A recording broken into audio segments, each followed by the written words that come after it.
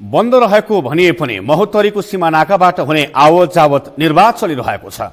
Corona संक्रमणको दर उच्च रहेको भारतमा हुने गरेको निर्वाध आवत जावतले सीमा क्षेत्रमा कोरोना संक्रमणको जोखिम बढाएको छ। महोत्तरीबाट मनोज झा मुक्तिको रिपोर्ट। छिमेकी मुलुक भारतमा कोरोना संक्रमण बढेको समयमा महोत्तरी जिल्लाका सीमानाकाबाट नेपाल आउने र नेपालबाट भारत जाने क्रम रोकिएको छैन। सीमा नाकामा हेल्थ डेस्कको समेत स्थापना गरिएको छैन। अहिले महोत्तरीमा 60 भन्दा बढ़ी संक्रमित रहेका छन्। अघिल्लो वर्ष स्थानीय निकायलाई अन्य शीर्षकको बजेट पनि रकमान्तर गरेर कोरोनाका लागि खर्च गर्न भनेको थियो र पालिकाहरूले त्यसै अनुरूप क्वारेन्टाइन सञ्चालन गरेका थिए। तर अहिले भने स्थानीय तहको तयारी पनि शून्य जस्तै छ।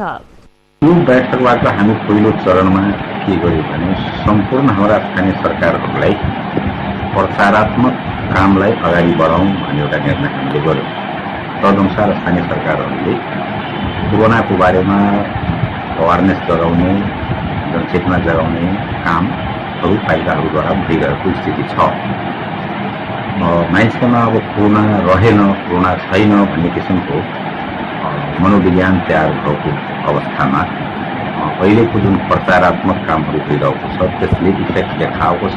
त्यसमा हाम्रो समस्या कहाँ आएको छ भने यसपालिको समस्या, अग्लो पालिको समस्या त्यसो हामीलाई भएन। किनभने कुनै पनि महामारीलाई नियन्त्रण गर्नको लागि अर्थको जरुरी पनि हुन्छ। अरू सब कुराहरूको जरुरीको साथसाथ अर्थको जरुरी सबैभन्दा ठुलो हो। त्यति बेला हामीसँग अर्थ थियो। हामीले योजनाहरू काटेर त्यो अर्थलाई प्रयोग गरियो कोरोना महामारीमा। तर यसपालि के भइसकेको छ भने हाम्रो 90% भन्दा माथि पेमेन्टै भइसकेको छ योजनाहरू। त्यसो भएर पैसा एकदम अवस्था खराब भएको छ आर्थिक रूपले। त्यसमा अलिकति म चिन्तित छु भनेर यो बुक गर्न खोजेको छु तपाईहरुलाई। प्रहरीले मास्क नलगाउनेलाई लगाउन भने पनि मास्क बिना नै हिँडडुल गर्नेको कमी हुन सकेको छैन। प्रहरीले मास्क नलगाउनेहरूलाई कारबाही समेत थालेको छ। प्रहरीले मास्क लगाउन अनुरोध गर्ने भन्दा आफ्नै लागि हो भनेर स्वास्थ्य मापदण्ड पालना गर्नुपर्ने प्रहरीको भनाइ छ। यो मास्क लगाए छैन त्यसको अब रसी काट्ने 100 रुपैयाँ रसी काट्ने, त्यसपछि सम्झाइ बुझाएर हामी पठाउने। अब आइन्दा हैन मास्क लगाएर आउनु, नगद फाइन हामी 100 रुपैयाँ जरिवाना काट्छु। जलेश्वर अस्पतालमा गत वर्ष कोरोना विशेष अस्पताल तथा 100 बेडको आइसोलेसन सञ्चालन रहेको समयमा समेत अस्पतालमा रहेका 5 थान भेन्टिलेटर सहितको आइसोलेसन जनशक्ति अभावकै कारण सञ्चालनमा आउन सकेको थिएन। अहिले पनि अवस्था उस्तै छ। कोरोना संक्रमणको दर बढे पनि अस्पतालमा सञ्चालन हुन नसकेको सेवा सञ्चालन हुन सकेको छैन।